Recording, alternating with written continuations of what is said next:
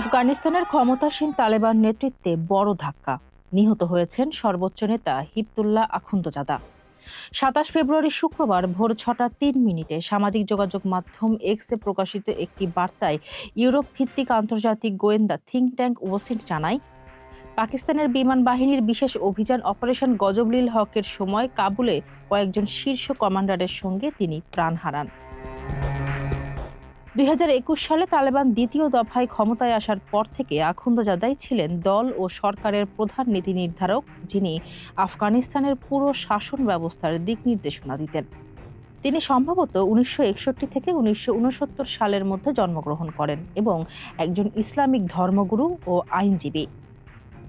তিনি ২০১৬ সালের মে মাস থেকে তালেবানের সুপ্রিম লিডার এবং আফগানিস্তান ইসলামী আমিরাতের শীর্ষ নেতা হিসেবে দায়িত্বে ছিলেন।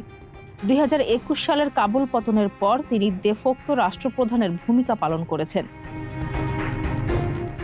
আখুন্দজাদা আফগানিস্তানের ১৯৮০-র দশকে সোভিয়েত দখলদারিত্বের বিরুদ্ধে লড়াইয়ে অংশগ্রহণ করেছিলেন।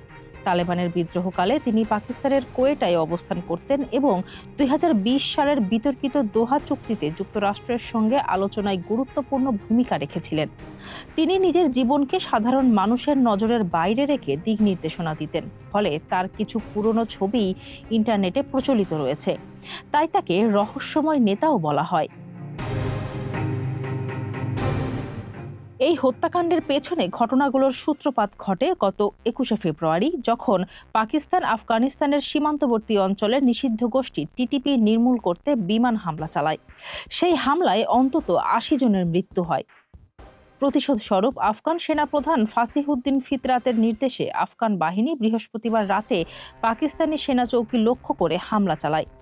এর কয়েক ঘন্টার মধ্যে পাকিস্তান তাদের পূর্ণমাত্রা সামরিক অভিযান অপারেশন গজবলিল হক শুরু করে। পাকিস্তানের প্রতিরক্ষা মন্ত্রী খাজা আসিফ এক কড়া বার্তায় জানিয়েছেন যে ধৈর্যের সীমা অতিক্রম করা হয়েছে এবং এখন থেকে যুদ্ধের মাধ্যমেই সমস্যার সমাধান করা হবে।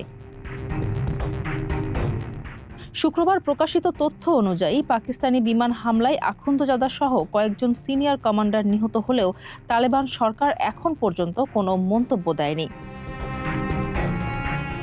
অন্যদিকে আফগানিস্তান দাবি করেছে তাদের প্রতিরোধমূলক হামলায় পাকিস্তানের অন্তত ৫৫ জন সেনা নিহত হয়েছেন।